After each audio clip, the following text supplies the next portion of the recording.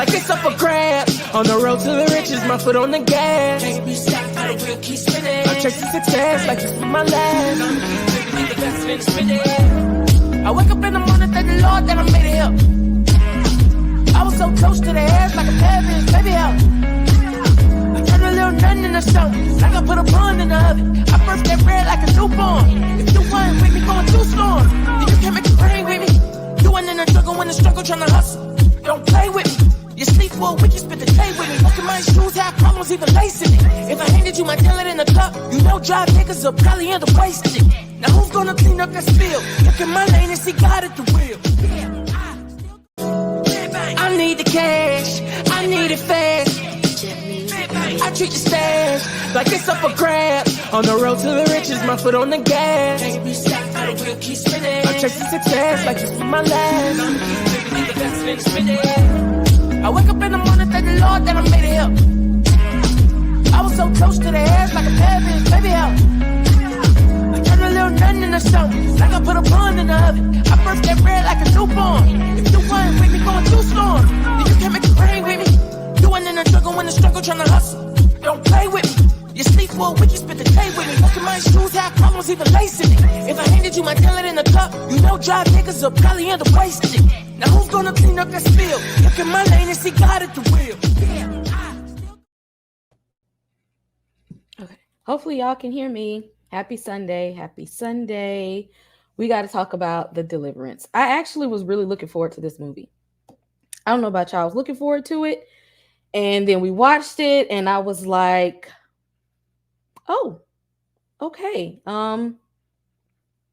Yeah. I you know what, we're gonna talk about it because I have some thoughts, I have some critiques. They had some nice casting. Yeah. Let me know in the comments, did you all watch The Deliverance and how did you all feel about it? And I want to know, the horror fans, how did you all feel about it? Because I know we are very, very harsh when it comes to horror movies. So I would like to know what you all think. But guess what? You're not just gonna get my take on it. We are going to talk to some other people that are backstage. Let's bring them up, no particular order. I'm going to start with the one who got on Nick Cannon's headband. Come on up here. What we're not going to do is come for my turban. Not too much on her. I had a vision today, because it's September 1st. It's virtually fall. So, I had to do that. But yeah, we're going to talk about it. The people literally in my TikTok and in these comments, you're about to pee me out, right? Black people are not monoliths. Just because a Black man made a movie doesn't mean it was good. And it don't mean we have to have the same opinion of it. It is okay to have a difference of opinion. And you can still be right. And I can still be right. You know what I'm saying, Kay? Why, Bly? Why, Bly? We all gotta like everything. See, I ain't messing with y'all today. I want to hear from D first. D, what is your opinion on this movie? Just some first thoughts on this movie. I think Lee Daniels needs to be in jail. I mean, I think I knew that.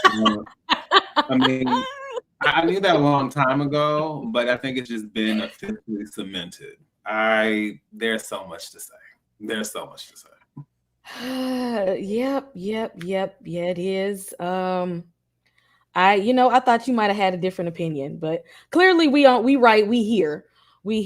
I already know how this next person feels about it, but Struggle, let these people know your first couple of thoughts when we were watching The Deliverance. Trash. Trash. Absolute trash. Wasting my time. 2 hours of my life that I could never get back. I'm gonna let him make it. Trash as a Black film, trash as a horror film, trash all around. Never want to see it again. Not even a second. And you know what? I was gonna try to watch it a second time. I said maybe I missed something. And you know what? I didn't. I didn't. At least the first time I went in, I was hopeful. At least watching it the second time, I was just like, yeah. So we have a new guest to the channel today. Actually, she's been on our channel before, probably a few years ago. But being that we had our movie that we thought was going to be a horror movie, but it's actually more about some Black trauma, we're going to have to call in an expert when it comes to people who need therapy. So y'all, this is Tasha, who is also a therapist. Tasha, what did you feel watching this movie? You know, I think I'm still processing it. Yeah, I'm still processing the people they chose to be in it and how it rolled. Yeah. I'm still thinking on it. It was good till it wasn't. When was it good? Did you have high hopes going in, or were you going in blind? I was going in very blind. I had no clue. Seeing Glenn, and I was like, what is this? Why would they put her in this? And I mean, I won't watch it again, I'll tell you that.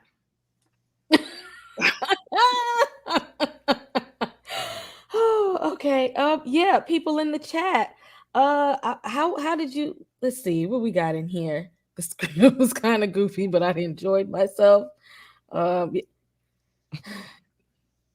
This one here. Let me see. Because what were they doing right here? What is this? What y'all? I just we gonna get into this because I feel like that there was something good there. There was something good, but they didn't give us the something good. Shout out to the already 60 plus people in the chat. I see y'all ready to talk about this too, and that y'all got some feelings right along with us. Well, good, because I got to express myself. The Deliverance, you all. So before we get into the movie itself, let's take a minute to talk about. Let's do some Would You Rather. Y'all know I got to make it fun. First of all, this ain't got nothing to do with the movie, but sometimes we got to lighten the mood up and maybe pump our spirits up so that we don't seem like we up here complaining the whole time. So, would you rather? Let me see who we're gonna start with first.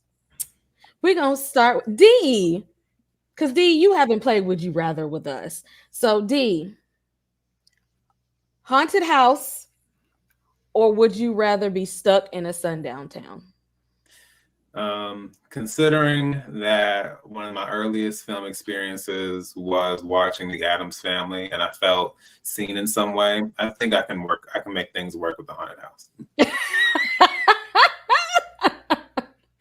So you feel like you would get along with the Addams, so haunted house it is. Absolutely. Tyra, stuck in a haunted cemetery or a haunted plantation?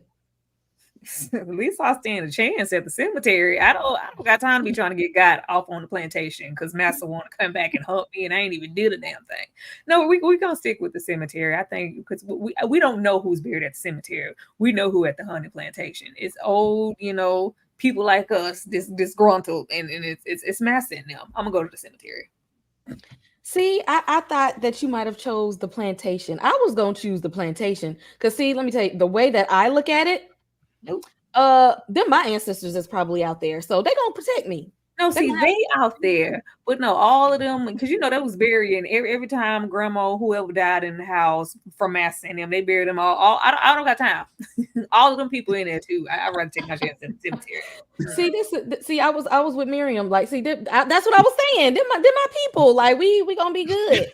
I ain't think about the folks that own the big house being buried out there at the same time. They are. I ain't think about that. Book Girls and Purrs, haunted house, and the cemetery. Okay. Let's see. Ashley, would you rather someone bite you and you become a werewolf, or you somehow get infested with an alien parasite? Okay, so here's the thing. We're going to go werewolf all day for 100, Alex. And this will just help me, live out the fantasy of me being with Jacob. You know what I mean? Twilight fans. You know what I'm saying? We could just make a go of it. We'll be one big happy werewolf family. So you wouldn't at least if you got your body taken over by like the alien parasite, you wouldn't even know it. You wouldn't have the trauma of being. What's so bad about being a dire wolf? What's so bad about it? What's so bad about transforming at the full moon and being a dire wolf, feeding, and then coming back into your regular, what's so wrong with it? Well, because see, no, the transformation from a werewolf on Twilight ain't the same as it was in American Werewolf in London. Those two different transformations, you know. You didn't give the reference. I chose for myself.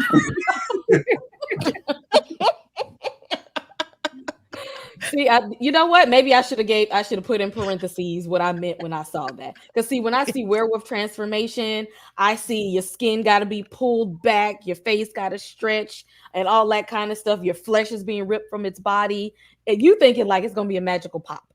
But then you snap back. Yeah.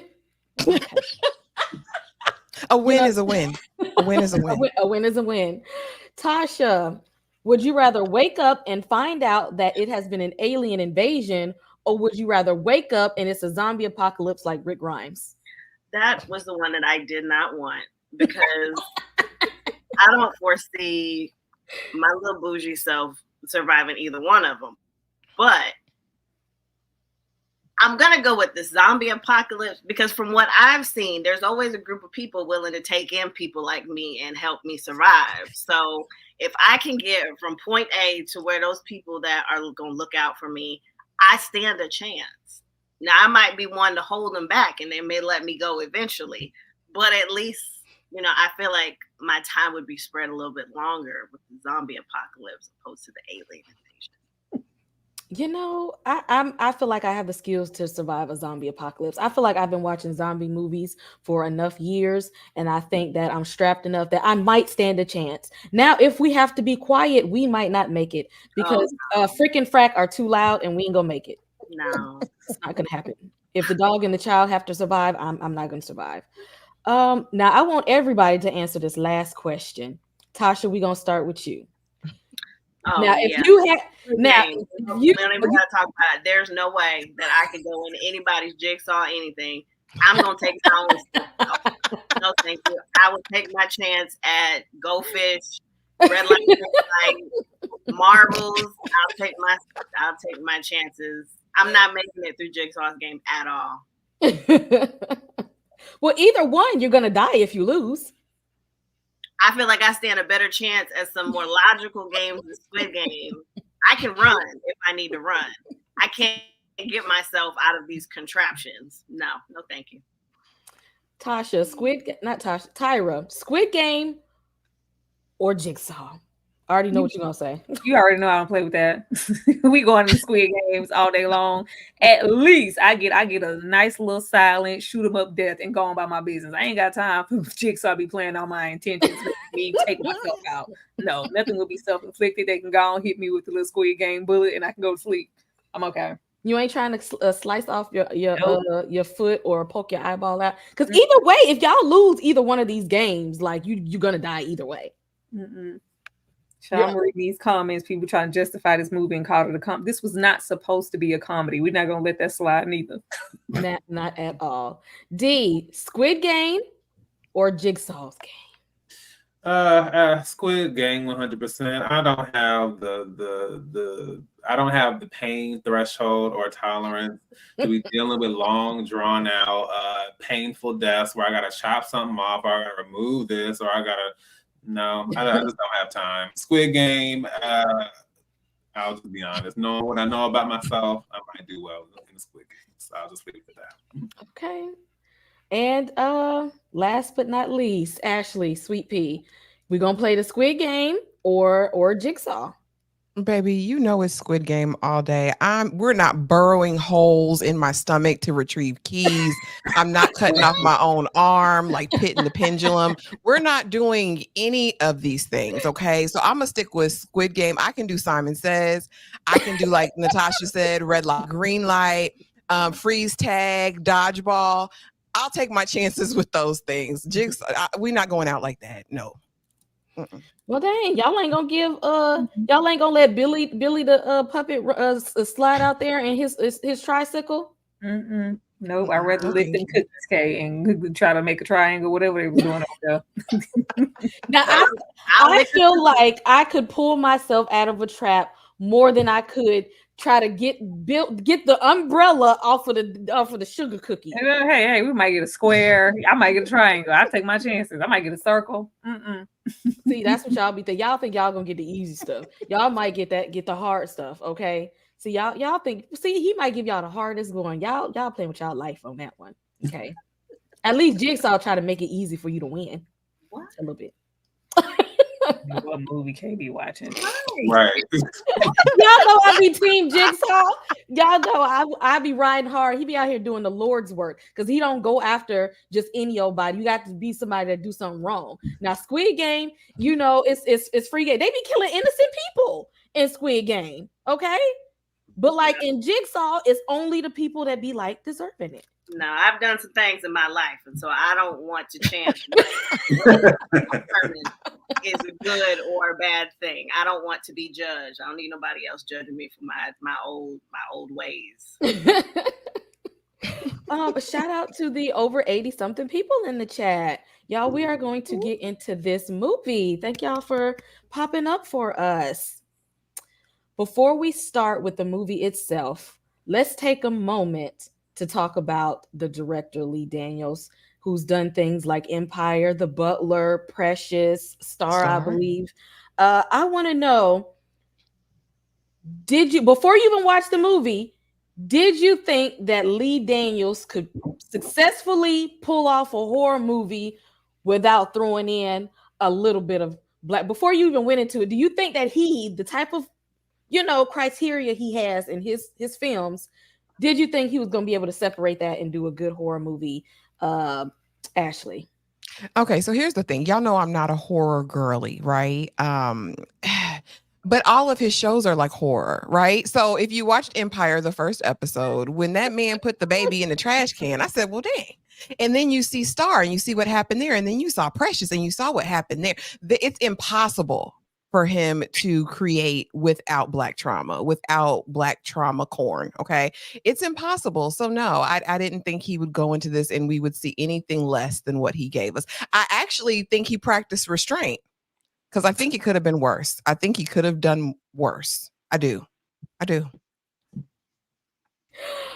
D. Listen, the thing about Lee Daniels is that this is the same man who openly, I can't tell you which premiere, I couldn't tell you what red carpet, but this is the same man who stepped out on somebody's red carpet wearing a shake and go wig and was unapologetically confident in making that decision. So my thing is, if you don't have any kind of boundaries in the way in which regarding what you put on your head, I can't really trust too much when it comes to what you put on screen. And from what I've seen of Lee Daniels, it's always going to be some hood boogery and tomfoolery, and this was no different. In some ways, I think he's pushed the threshold of boogery and tomfoolery even further, especially with one particular line. But we'll get there. I gotta steal this term. You said hood boogery and tomfoolery. We'll be taking that and adding it to my list of vocabulary. Thank you, Dee, for that wonderful term. Tyra, what did you think? Did you think that Lee Daniels could actually do a good horror movie? Because he done had some hits. His movies that made millions of dollars, Academy Awards. But did you think that he could touch horror? I didn't want him to touch it, but I was just hoping. Because with his films and his shows, your Precious, your Star, there's always going to be a toxic mother. There's going to be some essays, some type of abuse, some type of trauma attached to the story. Horror is trauma enough on its own. So I thought, if any time, this would be the one time where he could leave those agendas by the wayside and just give us a horror film, especially with this being the established based on a true story. We didn't need to go there. It was the trauma enough with what this Black family was experiencing on the spiritual side and the demonic side. Why would we incorporate that?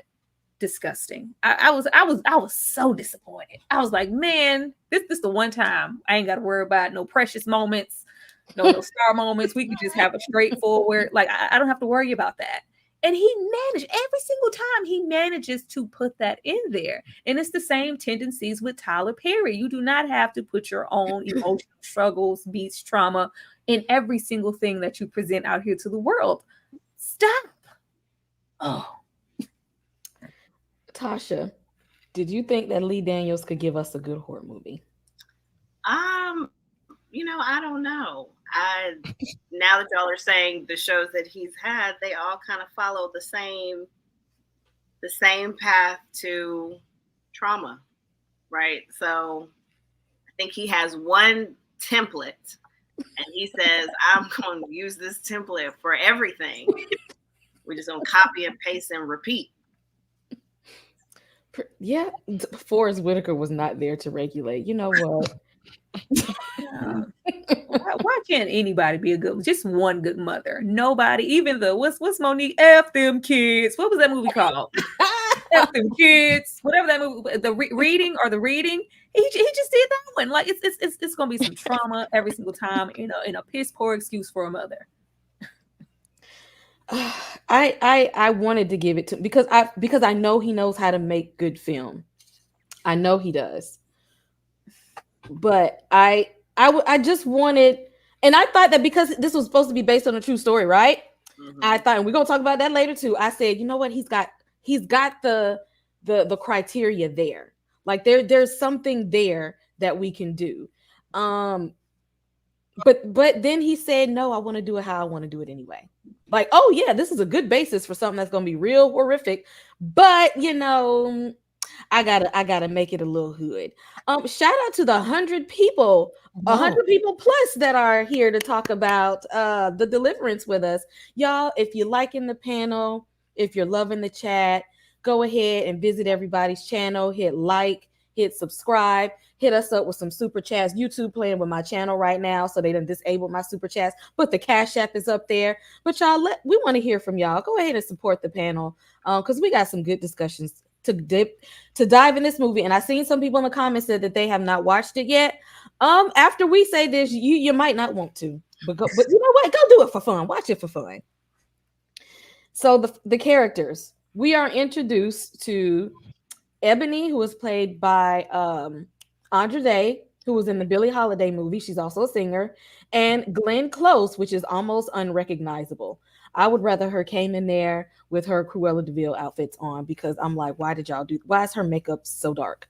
Was this supposed to be giving white woman or biracial mom? Until we realized that no, Lee Daniels wanted to make sure that she was white and her child was biracial, just because he felt like doing it. It wasn't part of the story. He just wanted to do it anyway. Ebony, Ebony likes to take a sip, okay? I'm pretty sure she wakes up in the morning and listens to Blame It on the Alcohol, because that's pretty much what she does with her life. And Alberta, they didn't get into a lot of the backstory, but seeing these two characters, first thing we notice is that they really don't even like each other. She cussing her mama out from left to right, saying things that all of us would have never imagined saying to our mom. And if we did, we probably wouldn't be sitting before you today. And then when you realize that she not only talks to her mom like this, but that's why her children don't respect her either. Tyra, tell me about this mother-daughter duo here, and what did you think about their relationship? Oh my God, Kay, why you come to me first? You know you're supposed to come to me first. You're supposed to come to me first. All respect to Miss Getting Close, but this was not the time or the portion of her career where we needed to give her the white women who date black ninjas aesthetic. That's the last thing I wanted to see on Glenn Close. Like, it was very disturbing for me to watch her interactions with Omar Epps. That was the scariest part of the film to me. I was just like, please don't take this any further than him pushing up on her, because my heart can't take it. I don't want to see that. This was such a waste of a really great cast. Every person in this cast is a heavy hitter, and I just wanted to know what the check was looking like, because clearly the check cleared in a major way. Andra Day, I loved her in the Billie Holiday situation, yet another Lee Daniels situation, and it was traumatic there. I didn't like the depiction of Billie Holiday, but I loved her performance, and she performed yet again. But if we would have focused more on the horror aspects of this film, I maybe would have enjoyed it more. we spent about 65% of the movie just on their toxic, combative mother-daughter, F you, F this, and it didn't cater at all to the story. So I went to, look up the lady, the Miss Latoya, to see if this was anywhere in her history. And it's just like, no, Very Lee Daniels. I put this here because this dynamic isn't shown in film enough. I was like, what? What dynamic? Like the dynamic of a a biracial daughter in her. I was like, what are you watching? Because we've seen it, and we've seen it depicted better than this. But it was as if we didn't know how to properly write a script, and the only way that we could have them communicate, even if we wanted to display toxicity, it didn't have to go where it was. I feel like we spent too much time on that and not enough on the horror, and the film suffered for it. But the last thing I want to see is, and y'all, I'm not even gonna bring up Kiki Wyatt Mama, because y'all been going in with them photos, baby, with Glenn Close saying this is Kiki Wyatt's mom. Like, I just don't. I never want to see this again. I almost felt like disrespected for Glenn Close. I know she's been in the game. She baby ain't doing nothing she don't want to do. But I was like, baby, why are you here? You deserve better than this. You are a legend. No, ma'am. And Andra, I just want better for her. I want her to stay far, far, far away from Mr. Lee Daniels and whatever she decides to do in the future. Was the casting there? Absolutely. Was the acting there? Absolutely. But they had absolutely nothing to say that lended itself to a horror movie.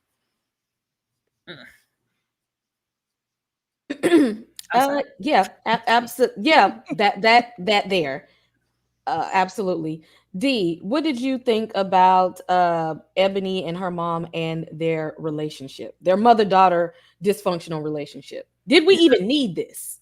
Well, I mean, I can definitely say, I don't know if this was a core point of the film, but I guess it's safe to say Ebony and Ivory don't live together in perfect harmony. You know what? It definitely was, because honestly, I forgot all about Kiki Wyatt's mom, because it was definitely given that. But also, if anyone remembers Kim Bella's mother from Love and Hip Hop New York season 2, it was also given that as well. So I don't know if we were trying to speak to the hood aesthetic of white moms and in biracial aesthetics, and Lee Daniels decided he wanted to be the one to lead the charge and represent that for this film. But I can't say I was looking for that. I've definitely, like I said, I'm not gonna say I haven't seen stuff like this before, but good Lord, I don't know if I needed to be subjected to this. And then let me also make it very clear that we have two people who wrote this. One is white and one appears to be biracial. That may not be, but the person is black and very, very fair. And I'm just trying to understand who and why, who came up with the concept that this is how these characters have to interact. I mean, like, there are films that have records for the amount of F-bombs dropped, and I understand I'm not the most profane person out there, but it's just like, even from a dialogue perspective, it's like they found a way to just throw in all kinds of F-U-B, F this, mother, you ain't this, you ain't that, your mama ain't. I mean, it was just like wild. And it was just like, what is the point of this relationship when we don't even really get anything besides just constant like negative toxicity? That to me, just on top of everything else, was just like, please stop. I just like, it became comical after a certain point, which obviously must have been the goal also. Yeah. So Glenn Close has already suffered through enough, being nominated 8 times by the Academy and winning not one Oscar. So the fact that Lee Daniels managed to get his clutches on her is just unfortunate. And the great thing I can say about Andra Day is that she is in a much better film called Exhibiting Forgiveness that I saw back in January. It's going to be coming out very soon. So she's already on the right track. And she managed to overcome a lot of the ignorance and foolery that Lee Daniels managed to inject in that Billie Holiday biopic. But as far as this, too talented for the boogery, please. We did all of this to give her character some trauma. This is crazy. Tasha, how did you feel about this dysfunctional mother-daughter relationship? I feel like there should have been a trigger warning for anyone that happened to be in a realistic relationship like this, because the dynamic between the two of them, it was very cringy for me to watch them go back and forth with each other, and not just like go back and forth, but like go in and in front of the kids. Like, you could tell that the kids mirrored the grandmother in the disrespect towards Ebony. And it was just to see them all under the same roof and how they interacted with each other, how her son interacted with her. It all mirrored the grandmother. And it's like, if we don't like each other, just say that and just go in the opposite direction. Like, it was very cringy. I was just the whole time like, this is really hard to watch. And I don't think it gives enough information for those that want to watch it, that have been through the actual experience of a parent-daughter relationship like this. So yeah, they could have left a lot of it out, or they could have like alluded to some things, but not have to show all of this. Yeah, because when I clicked on to watch a horror movie, he put me right into BET Cinema. Ashley, how did you feel about this mother-daughter relationship? Yeah. I mean, so here's the thing, right? There's a way to do stuff. Like there's a way to establish a generational pattern of trauma and abuse without doing what he did. This felt really ham-fisted to me in his approach. Like, let's just throw it all out there without really any nuance, right? She's angry for what we think is no reason. So automatically your hackles are kind of raised against Ebony, because why are you acting like this? They later reveal like the deeper trauma, but by then it's too late because you already don't like her. You're like, she's a trash mama. Her mama's a trash mama. Like, we get it. I think my issue with this whole thing, as far as it didn't go into, like you guys said, horror. I'm not a horror fan, but I expect when I watch a horror film to be scared. For there to be something that's like, oh my goodness, it just didn't land for me. And as far as the dynamic of this mother-daughter, for me, it didn't connect for me. It wasn't even, their anger to me wasn't even really believable, because initially we don't have a basis of why it's established. We just think Ebony's an angry Black woman and the mama's just, a former prostitute, really. That's what it gave for me. And again, it was overbearing. The FUB, I'll fight you right now, like to your like in the first couple minutes. Like, Ashley, when did the prostitute part happen? Did I miss that? I made that up because of how she walked. See, that's just what it felt like. They didn't even tell us that. We just kind of assumed that might have been what was going down from the interactions that they had. We just they left it up for us to figure it out on our own. And when we figured out on our own, that's the conclusion that we had. Well, I got that she just had a revolving door of, Black men, and she wasn't protecting her daughter as she should. And, someone came in, took her innocence away. That's what I got. I didn't think she was on stroll. Oh, I did. I thought it was that too.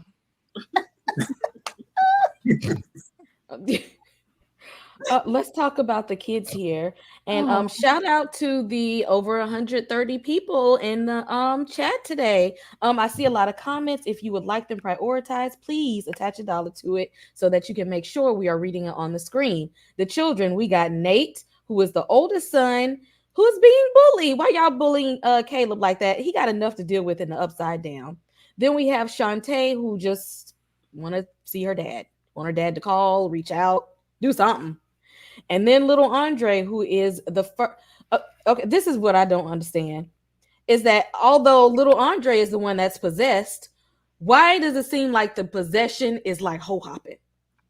Like we gonna possess this one, but I want you to feel it too, and then you gonna feel the possession, but you really gonna be possessed, but then you get a little bit of the possession, and then you get a tiny bit, but the little one, he's the main one. I really feel like if we would have just focused in on this one child and his possession and let everybody help him, let's just focus on him. I really think he did some pretty good acting for his age and what he had to work with this possession, because creepy kids are always. I love to see a nice little creepy kid.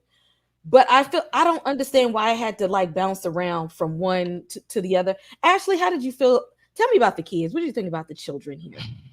I wanted to know the kids more. We didn't really get to know these characters. They were so underdeveloped, unfortunately.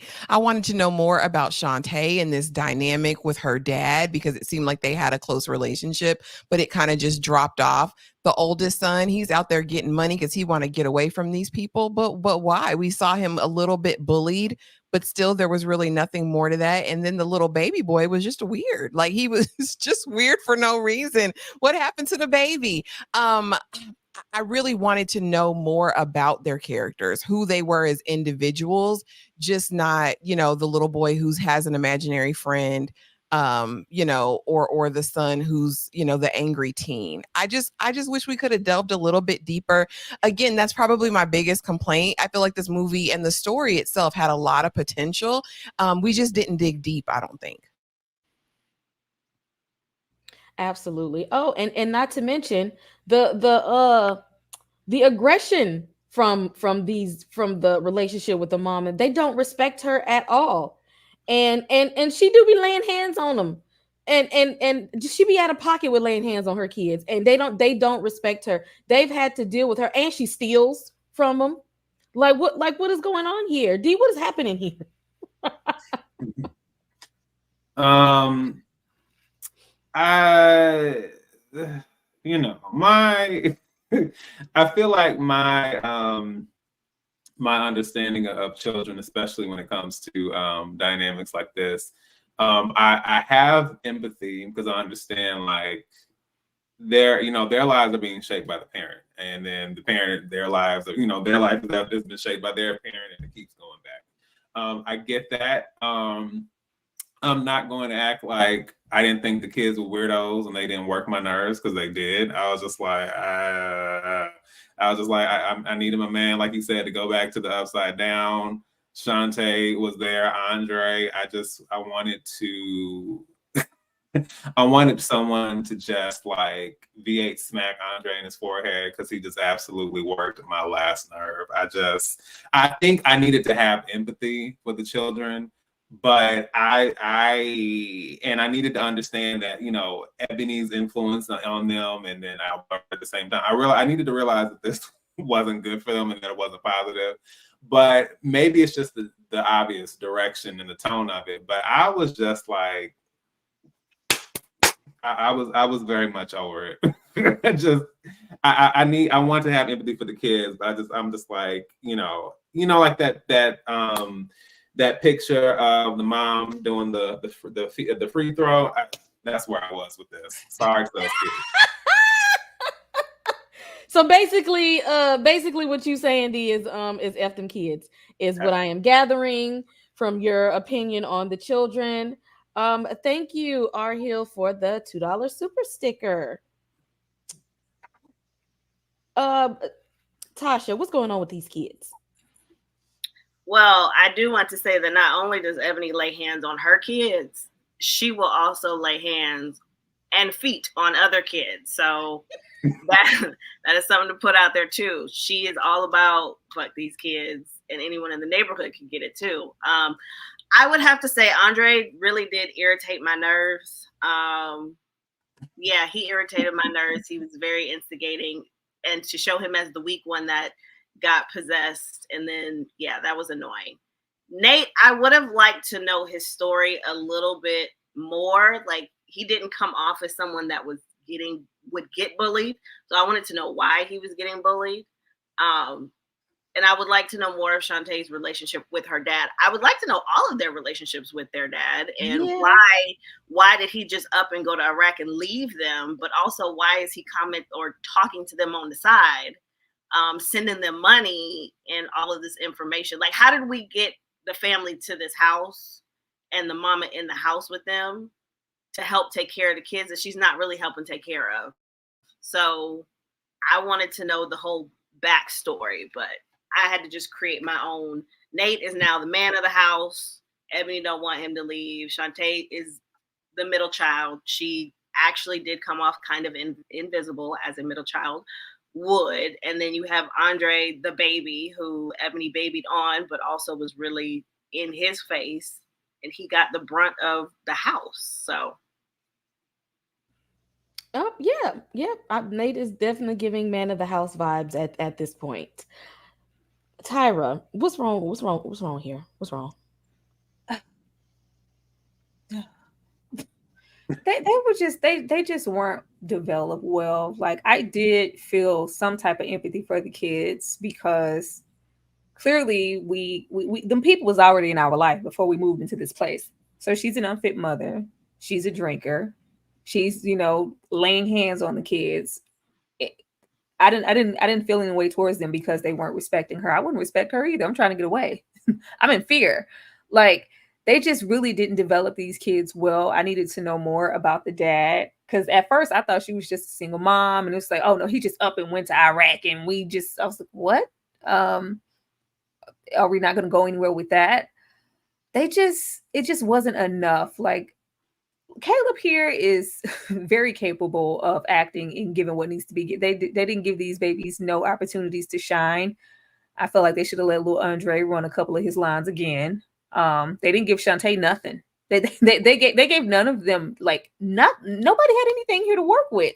So we weren't left with anything. What I was questioning was the system and just DSS. Is that what it is? I was like, how long? What's got to happen for y'all to take the kids? I didn't understand what exactly Monique's character needed it to escalate to feel like this was an unfit situation. Because prior to the supernatural things, these children have, unexplained bruises. They are at times in fear of her. We clearly physically see her. That's the first. I was like, we literally have this movie on for 2 minutes, and the first thing we see is her popping little Andre in the mouth. Like, I didn't know what they wanted us to do with them or the mother because she was clearly unfit, but they want us to root for her and connect with her children and regain whatever her motherhood is and subside her own struggles to get her faith and be a better mom and stop laying hands and stop drinking. But it was just too late. I just didn't care. I wanted somebody to save these children. And I do understand that in real time, Lee Daniels tweaked everything else he wanted to tweak. I really felt like that they should have focused on Andre in the sense of the possession and let their other kids just be kids. How they were trying to bounce around and kind of make it unexplained, and they have these unexplained bruises that at some point in the movie I was like, well, did she put that on them kids? We ain't see it, but we've seen her do we've seen her do more for less. So I'm not even gonna do that. But it almost made the mother look even more ridiculous because we have poor Andre walking in the walls, busting his head in that little fly infested basement. It's just like, oh, didn't I tell you to get in the bed? Like, what is it? She was just unaware, baby. I just didn't know what they wanted us to do with these kids. They gave them nothing, so it gave us nothing in return. They would have focused on Andre with the possession and maybe had the family bond that way, and maybe have Nate step up and come full circle as a family. Maybe that would have worked instead of later on deciding to separate the kids and do what they did towards the end of the film. It just didn't work at all for me. Ashley?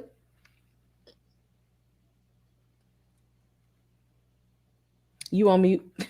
We already talked about them kids. Okay. Well, Ashley, you first on this one. Everyone else, okay? Wasting good actors. Y'all got Tasha Smith, who is not only an actress but a director, who anybody could have been in this role. Why was she here?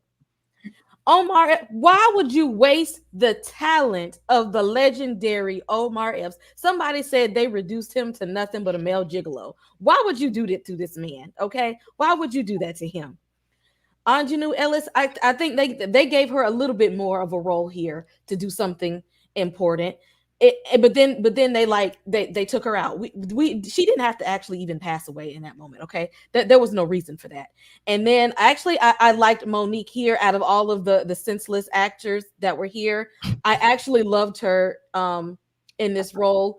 I wish that we could have even had some flashbacks of her having to run up in their house in the past and snatch them kids, because she really does not like Ebony in this movie. Like, you can tell she's seen a crappy mom and it's like, I done took him before, I will take him again. Well, show us what you had to do the first time so that we could be on the same page as you, because Lee Daniels was trying to make us like her, and we wanted to be like you, Miss Social Worker, because we were seeing the things you were seeing as like, maybe they might need to get taken at this point. Ashley, how do we feel about the rest of the casting? Here's the thing. Even with Monique's character, we find out that the dad, who's in war or independent contractor, whatever he's doing over there, is the one who called CPS on Ebony. And it's like, you guys didn't explore that either. Omar, that was diabolical, nefarious, atrocious work on the part of Lee Daniels, and he needs to be under the jail, because there's no way I ever in my imagination would see him and Glenn Close getting close, flirting. I mean, she got her titties out at the chemo and he's just eating it up. Like, stop doing this. Why would you do that to us, Lee Daniels? We didn't ask for that. We didn't want to see that. Nobody. Why, Bly? No, it was gross. It was gross. I never wanted to see it. Aunjanue Ellis, this role pissed me off as well, because how you an apostle and you ain't got no power, sis? Like, it. You ain't got no power. Like, how did she die? You ain't got no power. And I actually got my life seeing Tasha Smith as the preacher, who was like, "No, we don't do that here, baby. We that ain't this type a church." Again, talented group, but their potential was absolutely wasted in these characters. Give me one quality character in here, right? Maybe give me just a Cynthia and a Aunjanue Ellis, and devote some time with their development, and maybe don't give me these little weird side stories. There's no way I needed him and Kiki Wyatt mama flirting and humping and all that stuff. I don't even want it. I don't even want the innuendo of it. I don't want it in my mind. Yeah. Nobody wanted to see that. We didn't ask for that, Lee. That ain't even a part of the real story. You just threw that in there for kicks and giggles, because I didn't want that. Tyra, how did you feel about these actors, and why would he do that to them? Why would he do that to them? What is an understatement? It just makes me feel sad for Hollywood that they felt like they needed to do these parts. It's just, I just felt like the well was dry, or maybe they just had, some familiarity. Like they've all been a part of like a Lee Daniels situation already, if I'm not mistaken. I'm not sure about Omar Epps, but everybody else here has, had their time with him. This reverse Precious situation for Monique, not being the Mary, she's the social worker here. First of all, the hair was laid. Okay. I don't care what's going on. The hair was laid. Monique gonna show up with them edges and everything else laid, them grays where they need to be. It's always perfection. Tasha Smith wasted, that was a waste of time. I was like, it felt like some things had to have been cut out, or there was some trimming. There is no way you brought Omar Epps here to push up on Glenn Close. I at least thought I'm like, okay, so somebody has to die. Maybe he's gonna be the sacrificial black man. Like, no, we didn't even. That was a waste. It's a sad day when Miss Aunjanue Ellis cannot save your film. Like, she gonna deliver every time. Everybody here did what they could with what they had. It was just so minimal that it couldn't go far. Even just her lurking around. We introduced her too late.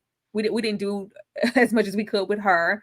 And then when we got her in the fold, even after everything the mother had experienced, she still was in denial. Like, I was like, the story was just not making sense. And I thought Aunjanue would make it out. She just had to die for what? If we were gonna sacrifice anybody, baby, it needed to be Omar. Because why are you pushing up on Glenn Close and serenade her in his house? Disgusting. I just don't know what happened. All of the elements were there for this to be a really good film. And Monique did what she could. Aunjanue did what she could. Tasha did what she could. I'm not disappointed in these people. I'm disappointed in the script and what they had to work with. Yeah, that's what I feel. I felt like if he didn't actually pick good actors, this movie would have been this movie would have been straight in hell. This is a Tubi original. If I ever seen one, this is a Tubi original. It would have been straight up dumpster fire. No spice to Tubi, but this is a Tubi original. This is a high budget Tubi film. Sad. Thank you for the $10 super chat. Swag fan 100. What up, ladies? I haven't seen the movie, but I don't really plan on it either. I'm not a fan of Lee Daniels. Well, that's okay because we will let you know everything that you need to know. Hang out with us, and we'll tell you probably why you're not going to want to watch it after this. But do it for fun. Do it for fun. Tasha, why would he do that to these people? Why would he waste these people? I mean, it's the same reason that people just put a whole bunch of stuff in a meal and hope that everyone is satisfied. Like somebody is going to get something out of this meal. So I'm just going to make everything together and then you figure out what it is that you want. I was very disappointed with the Deliverance / Exorcism at the end and she died. And I was like, well, what was the point of her? What was the point of her being here if she was going to die in the end? I've never seen any type of exorcism movie where they didn't do anything. Like she didn't do anything. She brought it forth and then she was dragged around the house by her hair. I just didn't see the point of that. She should have just left them alone because she didn't succeed the last time. She knew she wasn't going to succeed the second time, so she could have let that go. I was excited to see Tasha. I thought she was gonna. She didn't. It doesn't matter what I thought she was going to do. She didn't do it. I was excited, and I thought it was funny when she was like, "Babe, we don't do that here. You have to find something else." And that was her exit. I don't like Omar's do-rag. I felt that was pointless. That really bothered me. I don't know why it bothered me, but him being in there with his scrubs on and that do-rag, it really bothered me to my core. And Monique, honestly, I want to know what her relationship is with Ebony's mom because they have had words before. Like they have gone through it, alluded. I'm creating my own story in my head. They have gone through it before because the way she looked at her and got up and left, and then that next go around, she came with the baseball bat. We have had some experiences with Mama Alberta before, and I would have liked to see how that played out. Because in my story, in my movie, in my head, she knows about how Alberta treated Ebony. So she knows the backstory of everything. So she doesn't like her because she knows. I should make a whole movie, child. I mean, I had to in order to fill the hole. So, yeah, I think that's what happened.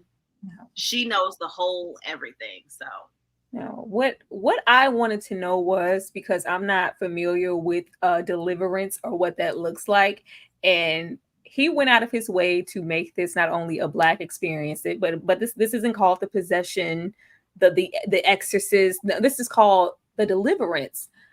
I don't know. Is there a difference between a Deliverance, the performance of that, and standard exorcism? Is there a difference? Yes, absolutely. I have that at the end. We're gonna talk about that at the end. I got a slide for that one, but yeah, we gonna talk about. That's what I wanted to see here. I wanted this to make a distinction, and I thought that was gonna make this film different from every other possession mixture of a little Amityville in there, a haunting type of situations that we've seen repeatedly with possession films. But this felt like your standard generic possession movie. I didn't get that difference in what would make this a Deliverance and not your standard exorcism. Yeah, we're gonna talk about what we probably should have seen and what we actually did not really see. D. Why did he do that to these people? Why was Omar Epps shaking it for this old white woman? Listen, I mean, it's been stated and it's obvious, but these roles, these characters, a lot of what we see here, especially with these actors who are all solid in some way or another, this is a scheme that Lee Daniels set up to come to them all with the BS. And we are, unfortunately, the recipients of said BS. And I think the thing is, I say it all the time when it comes to my reviews, that I can, and this is flying in the face of that. There are some times where I can appreciate where something is so bad that it's good. And I can appreciate something that commits to being bad. I understand why some people might enjoy this movie on that level, but there's also something I say about films that waste potential.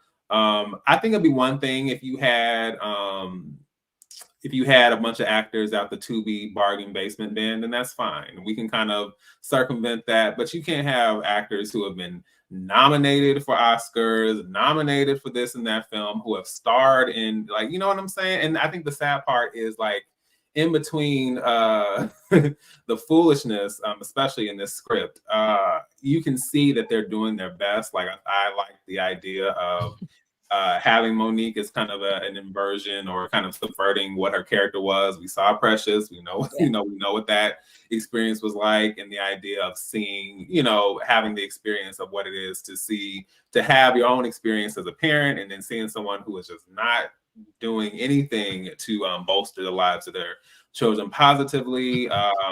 I needed Tasha Smith. I appreciate that she was doing something different, but I needed some Angela energy in this just a little bit. I wanted to see her get in on this, and she gave her 2 scenes, baby. She got, what was it, 2 scenes? Yeah, that was it. Yeah, and then she chucked the deuces and she was out. Aunjanue Ellis-Taylor. Again, much like Andra Day, I'm glad that they are a part of Exhibiting Forgiveness. Maybe we'll be able to discuss that when that comes out. So I'm glad they are part of better projects. And then with Omar Epps, someone already said this in my chat, but this is just another Oprah and Terrence Howard and The Butler. We just gonna put 2 random people together that don't make sense together just for the shock value and the mess and the foolishness of it. Oprah and Terrence Howard had a love scene that was cut out of that film, which as trifling as as trifling as it sounds, like, I would have been interested in seeing what that looked like. I would have liked to have known. I always get my life when she tells him to get his yellow out of her house, so yeah, I'm not surprised. This is what we get, but I'll just say this: I'm sure it makes Monica and Quincy look just a little less problematic from this standpoint. I cannot. Let's see. We got some more super chat. Did Glenn Close get a kick? She did, Trent, because them shoulders was gonna be out, baby. Them patterns and them shoulders and that cusp of her bra strap hanging out. It was very City Trends City Trends on the beat all day. Oh Lord, wow! Them shoulders, every single shirt, Glenn's shoulders got to be out. Is there a slide on here of the weave? Is there a slide in here about her doing who? So when did she take the time? Did they just say, just sew it like this? Just sew it. Just make this movement right here. No, Tasha, it was her, the baby going upstairs. And where you going with half your hair there? You ain't going nowhere with half your hair there. Is that black scent? Did you just do a black scent? Oh, okay. You have an attitude right here while you get your head finished, because you're not going to school tomorrow like that. Yeah, Glenn was trying to get at Beyonce Cadillac. Don't be looking at me like I ain't got no drawers on. She was trying to give her Beyonce delivery there. I was like, okay, with the black scent. Dane, I know you trolling us.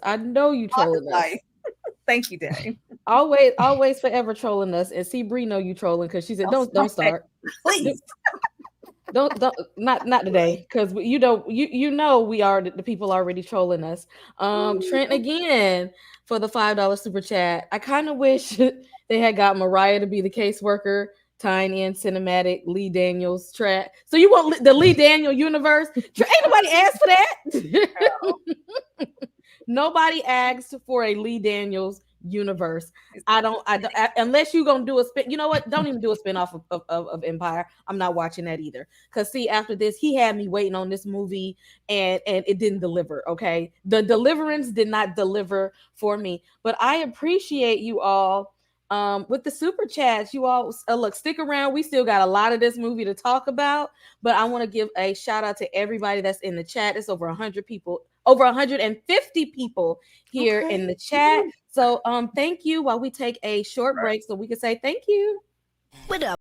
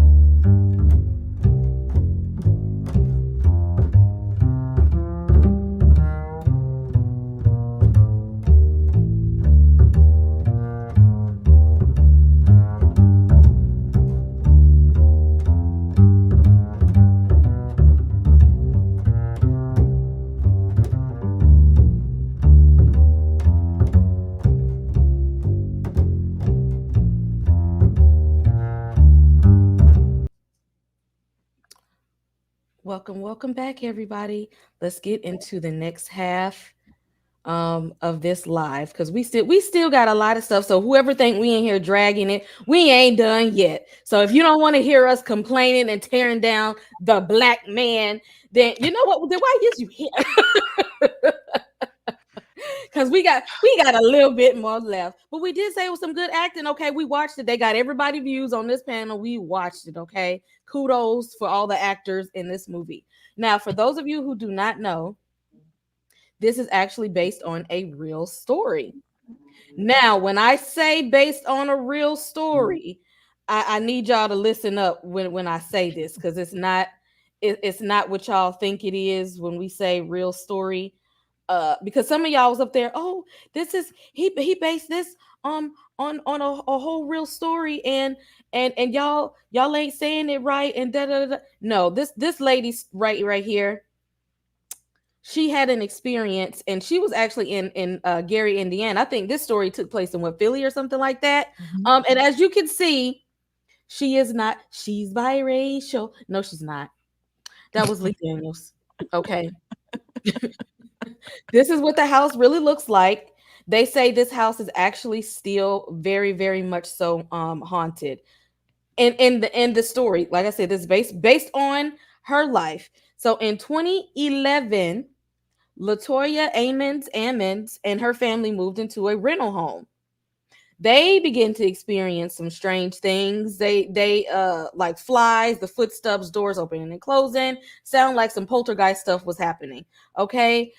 She even felt like her children may have levitated and climbed the walls. They even had, I think, maybe some social workers or nurses who got involved, experienced some of the same similar things. But what I will say is that she is fully African American. She is not biracial. So Lee Daniels' direction, there was enough here, so we could have got a real good horror story. We could have got a black poltergeist, is what I thought I was gonna see. Lee Daniels said, I don't know about all that. I want to talk about not the black woman struggle. I want to talk about the biracial struggle here. And as you can see, look at this. Look at her quick weave right there. Does she don't look nothing like he wanted to tell a whole different story than what was being told. Tyree, I know you did some research on the real story. How did you feel reading about this lady's true story? And then when Lee Daniels said, I don't want to do it like that. We had enough. There was more than enough material to work with everything he added and embellished on. I was like, okay, well, maybe the paranormal situations that she experienced weren't, as hard hitting. Maybe he felt the need to add all of this extra. Like, no, he kept a lot of it, but he added so much of the traumatic part in the biracial thing and the situation with the mom and the profane, all the back and forth. He decided to add those things. I was just like, why? This could have been your straightforward. Her story was enough. I just felt like I didn't understand why he went this route with it to add on. Why add trauma on top of trauma? What she experienced with her kids was traumatic enough. And I felt like there was so much material here to work with. And the fact I didn't like that he didn't want to talk to her.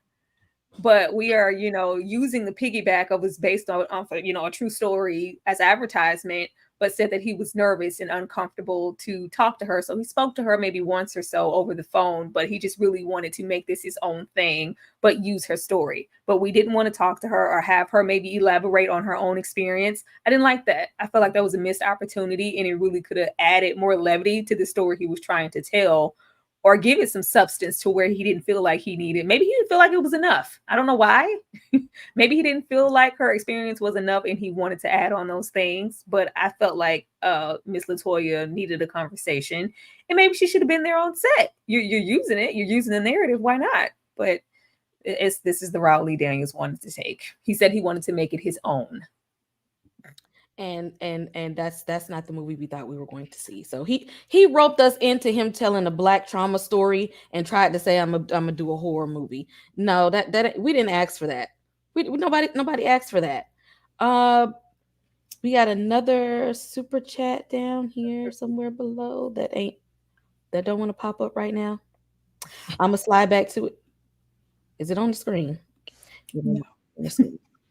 While I'm trying to pull that one up, Ashley, how did you feel? Because you got some backlash on the clock Yeah. app about people saying, well, it was a true story. So if you didn't like it, you didn't like the real lady story and all that. How did you feel about when you learned what really happened? Well, here's the thing. I think people get confused, right? When they say this is based on a true story or inspired by actual events. It doesn't necessarily mean that that is canon and that's what they're using as the film. That means they took an element out of it and was like, okay, and in his instance, I'm gonna revise this. I'm gonna make it dramatic. I'm gonna do all of these extra things. And I think the story in and of itself was enough. I don't think he needed to go down his path like as an artist to add these additional elements. I think there was enough source material to really make, creative choices, but not to completely derail it. We didn't need Glenn Close and the 27 piece. We ain't need it. We didn't. I didn't need the nappy coochie. I didn't need it. I didn't need it. I didn't need that baby shrouded like Christ in the middle of the floor, like he was hanging on the cross. I didn't need it. Like what? Make it make sense. I don't know. And enough is enough. Real life is stranger than fiction a lot of times. So I think we could have been honest and sincere. And I agree with Tyra. This story in and of itself had so much more potential because a lot of exorcism are approached from the purview of Catholicism. And I like that we were looking at it from an apostolic Pentecostal Black church. And I think it had a ton of opportunity to go in that direction. But I think he made a farce of it for me. It felt like satire in moments. So, $9.99 super chat. Thank you, Justly Spears. Andra Day with the green eyes was at times giving Riri T's unfaithful error and can cuss convincingly. Oh yeah, baby, she was cussing her butt off. Cuss down. Hear me. That's a yeah. skill. That's yeah. You said exactly what we felt in that moment. I don't know why he felt the need to look. If you look at this lady here, if you look at Miss Latoya here, would you think I'm gonna cast Andra Day? Well, he had to, because he wanted he said the biracial dynamic between the mother and daughter, the Black daughter, as he put it, it's not explored enough. So that's why he put that element there. We couldn't do that if we had Latoya here. It's just Latoya. D. I would just like to first and foremost say, I thought I kind of went back and forth. I'm like, should I mention that? Should I not mention that? But I do very specifically, one of these days I'm going to find it again, but I do I very much recall a time where Lee Daniels mentioned how what his life was like growing up, poor and Black and, discriminated against, all these things, and how his life changed when he, I'm paraphrasing, but you can read between the lines, how his life changed once he entered the wonderful world of white people. So it's very, very clear. So it's very clear what time Lee Daniels is on, and I ain't forgot that, and I'm not going to. Lee Daniels, and there are a lot of things that Lee Daniels has said that has not surprised me. Once that I learned about that. And his perspective of the world. And let's be honest, like Lee Daniels is the same person who had Dame Dash running up on him in public. I want to say it was at an award show. So I mean, Lee Daniels is always going to have a scheme and a scam, and that's really what this is. I mean, like he said, he did what he wanted to do. And why tell a story with some level of nuance or depth or interest, and this isn't quite the same thing. But when I spoke about daughters, or even when I think about exhibiting forgiveness, there are ways to examine trauma in a way that is not a mockery, that is not force, that is not trivializing it, that is not like, there's a way to do it. But the directors and the cast and the crew, everybody has to be aligned and be on the same page for that vision to be realized. And let's just say that Lee Daniels, and I think we should know this at this point, that is not his vision. His vision is not to he himself, Tyler Perry, Kenya Barris, the unholy Trinity of cinema. Like, as long as they are in the mix, the unholy Trinity, it's always gonna be tomfoolery, hoodboogery, and shenanigans. So we'll just leave it there. He deserves more. He deserves more. $5 super chat. So Get Out, the first Candyman, Tales from the Hood are still the kings in black horror. At this point, because this we're not putting this in the league of black horror cinema, but this is not among the great films. Blade, People Under the Stairs, Blackula. This is not in there. This is not that.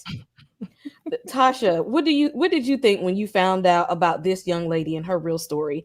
And Lee Daniels said, "Well, I don't care about that. I'm gonna tell a different story. Not even her story. I'm gonna say this is based on a true story, but it really wasn't really based on her story. Like, because I don't want to be that way." So when she showed up on my TV screen at the end of the movie, I was like, what is this? I feel like I would have preferred to see more of a documentary-like situation of her story, opposed to this I'm going to create whatever I want to create situation. I think he just put based on a true story just for shits and giggles, because it's not based off of her story.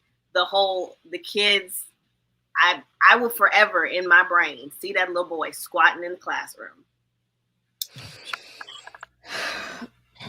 And so, we're just going to leave it at that. If you haven't seen it, you're going to have to go watch it. But her standing in the middle of her choir practice or whatever. So imagine being the person whose real story this is, and you go to watch this, and you're like, well, whose story is this? This isn't my story. So I feel like he should have just said, this is a movie that I'm creating. We shouldn't have even put LaToya in it at all. We should just let her live her best life, move on about her business in Philly. And it just is something that he created out of his own brain. Yeah, because that's Ashley said, like, this is, people take based on a true story and inspired by true events as verbatim. People don't read. So for anybody who does not know LaToya, she was an alcoholic and had this toxic relationship with her mother. She was beating on her kids. Like, that's the first thing people like. And I wouldn't I can't speak for her, but I wouldn't want to be depicted in that light. Not at all. Dane C. The Exorcist was based on a real story of a white boy, not a girl. The movie was nothing like the real story, so Lee just followed the same trend. Are you on Lee Daniels' payroll? Because if you are, I hope he's giving you a little extra bonus on my payroll. Dane, like, you already know what's up. Thank you, Dane, baby. I love you. I hope that he giving you a nice little check for caping for him on today, because we could take that route. If you want to take The Exorcist, well, other people have done it, but was it successful? Was the film executed well? The Exorcist is legendary all on its own. We're not even going to put this next to the Deliverance. Don't even mention that in the same sentence. Like, if he had took this and it was a good film, we would be having this conversation, but we'd be applauding it for how great that this film was and how it's just so changing and inspiring in the realm of possession films. Like, oh, this was something new in black. Like, if this was that in black, all hell Lee Daniels. It's not. It's black and it's bad. Did we get to everybody on this real story and how y'all felt? I feel like we all talked about this on the real. So now that we know the real story, what did Lee Daniels do? A bunch of mess. He decided, let's just, let's not tell just a regular horror. Let's not focus on the possession at all that much. Let's talk about some black trauma here. Let's have the mama and the grandma cussing each other out back and forth. Let's have the oldest son being bullied. Let's have the younger two just being humiliated in public. An absent father. Let's talk about that part. Let's talk about, why is she light bright and the children are Wesley Snipes? I mean, show us who the daddy is at this point, because make it make sense. We got the look, and I just wanted it to be one possession. It started, but the demon just said, you know what, I'm just go and touch everybody. We got this dysfunctional family. We got the mom sipping a little drinky drink, saying, oh, I don't drink no more, I've been sober. But oh, you know, it wasn't nothing but a little drink. You know what, I did drink, but I didn't drive.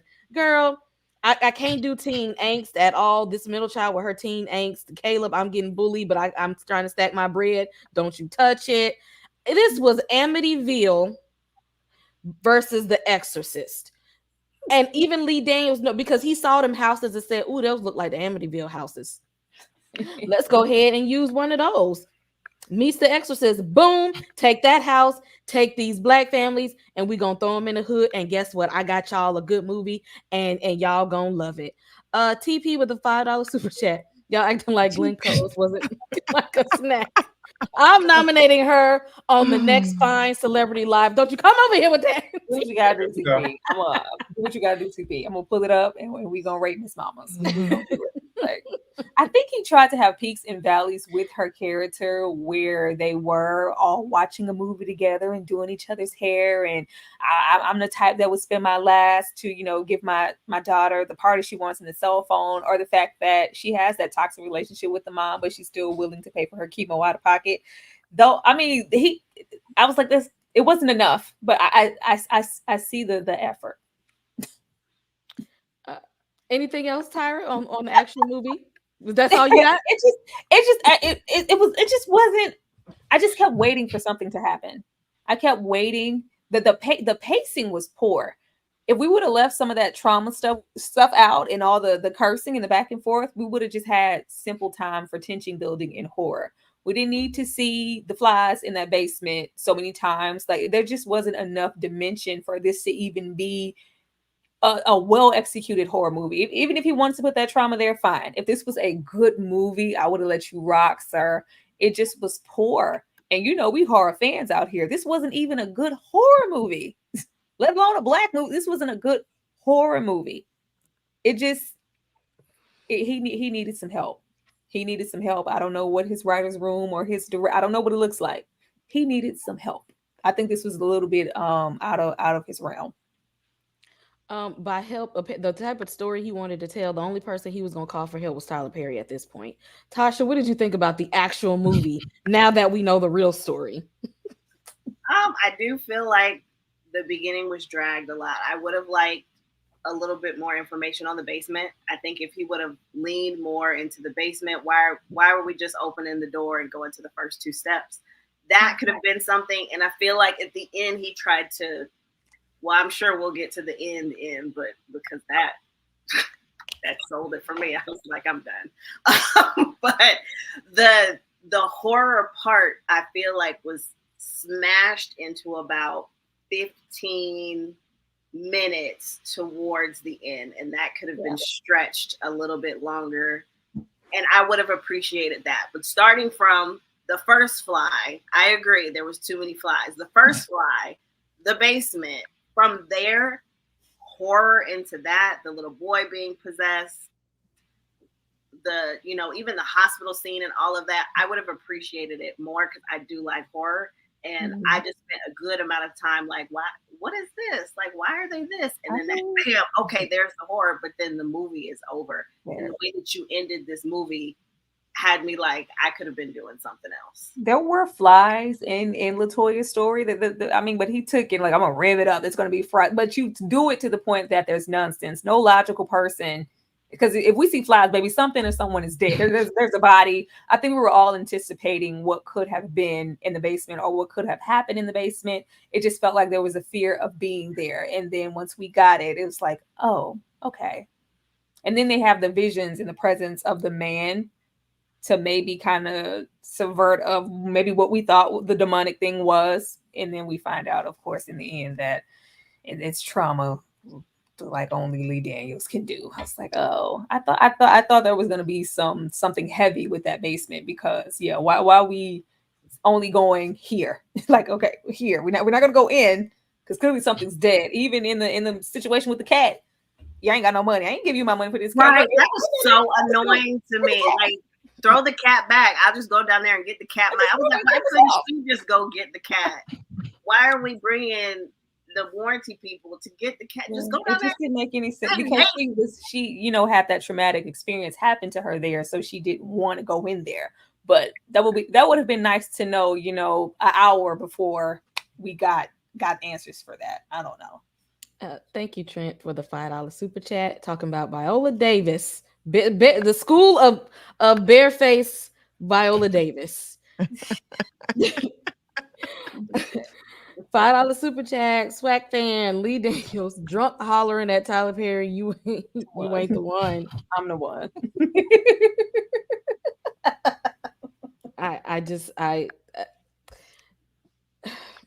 Ashley.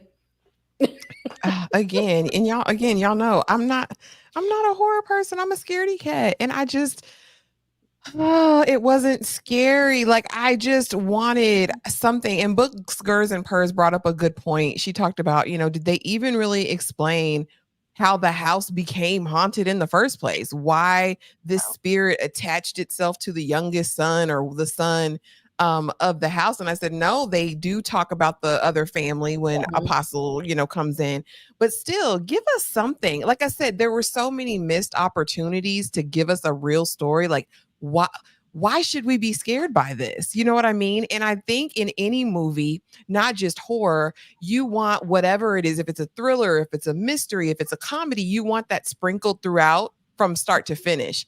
Like everyone has said before, the horror was down to like the last 5-10 minutes, and it was garish. It wasn't like there was no subtlety at all. It just went from this, toxic AF family to all of a sudden we're seeing people scale walls like Emily Rose and like, and nappy coochies. Like I just,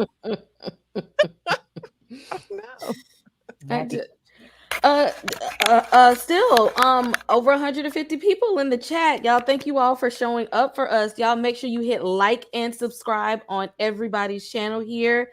D, the overall movie, after we now know what happened in real life, how do you think Lee Daniels carried out this movie with his little sprinkle and some Black trauma? Well, let me say this. Amidst all the Black trauma that was there, I think the one thing that should stand out is that Alberta was a true ally. How many white women have you seen go through the process of learning how to put a sew-in into biracial or Black? I just feel like she's not being given credit for that. I just, that's true allyship in my opinion. Outside of that, I'm really not here for the precious horror cinematic universe. I don't know. I don't know if that's what he's trying to establish here, but I'm not interested. I'm really not. Decent, not interest. Y'all drop in the comments if you would like Lee Daniels to do his own multiverse, because D said he is not interested in the Lee Daniels multiverse. We don't want to see it. If you in the comments, let us know if you're interested in the Lee Daniels multiverse. Dang, with the $2 super chat. Vote every Black.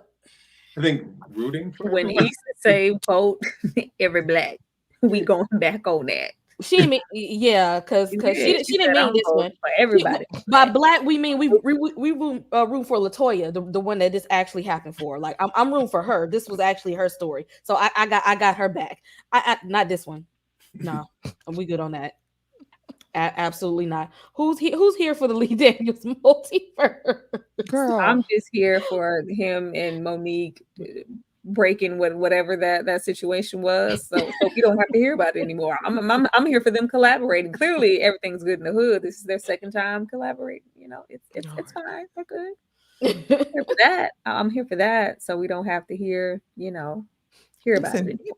People love it. He accomplished his mission, just like Tyler Perry. They accomplish every single time because people love it, and that's okay. But it's also okay for us to provide criticism, y'all. It's okay. It's okay. Yeah, Joshua, $5 Black trauma and the speaking in tongues. No, wait. What did we all three of us watched it together. What did I say early on in the film? How did I say they were going to salvage this moment? What did I say? What did I say? Tell me what I say, okay? We were watching it together. They finna shut their way up out of this. That was it. When that happened, I said, and I'm done. That's it. I'm done. I'm done. I'm officially out. I say, I know where we're going. They about to shun out of this situation, and they did. I said, okay.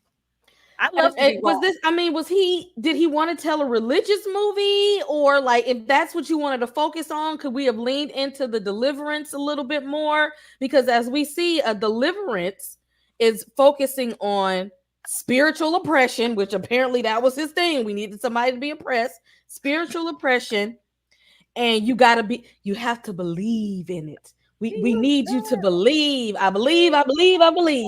Unlike an exorcism, is like, I don't care if you part of the Catholicism. If there's a demon there, let's cast him out. Okay, it don't even matter at this point whether you believe in a heaven or hell. The demon right here is real. That's all you need to know right now. Let's go ahead and scoop him up out of there. But the Deliverance is like, I need you to have some faith so that we can go ahead and get him up out of here. So what was that? To teach us a lesson at the end that you got to have faith, because if you don't have faith, all three of your children and your white mom will all be possessed by the demon. D, talk to me. What am I talking about?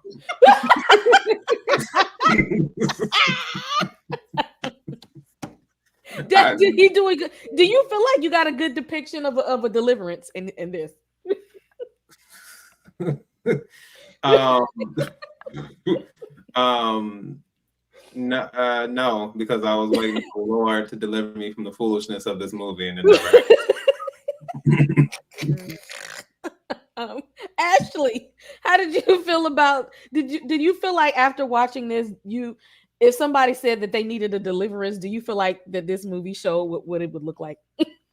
Girl, no. And so here's the thing. So I was raised Pentecostal apostolic. Okay. So I know what a deliverance looks like in practical terms. I know what a house cleansing looks like. I know what real speaking in tongues looks and sounds like. It felt, and someone said it in the comments, it felt like a mockery to me. And I think there's a way to approach it, because it is culturally significant for a lot of Black people. Deliverance is a Black people experience for the most part, in terms of the faith. And you're right, it focuses more on oppression, not just possession, right? Possession can be an aspect of it, whereas again, exorcism involves Catholicism and a priest who is like the proxy between you and God. In this one, they do talk about apostle, and she's like, I go straight to Jesus, and that is the Black thought, right, around Deliverance. Again, I just think it was so ham-fisted, and it was so over the top. Any Deliverance that I've seen in real life looked nothing like that. Come on, guys. And I think even if you are going to take it and you're going to do your own thing with it, if you're going to go balls to the walls, go all the way. Don't play with it. You know what I'm saying? Like, if you're going to make this a fantasy horror thriller, go all the way with it and do something. But I don't think you play like this. And it didn't deliver for me.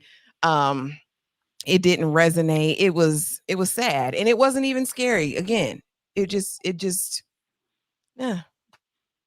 They threw me when they had poor little Lucas sprawled out there like this. Now I have never in all my life, and I fall at least twice a week, have fallen with both of my arms out and my legs straight down together with cloth draped over me. Okay, he didn't even do that when they over here fighting Vecna in the Upside Down. Why y'all got Lucas looking like this?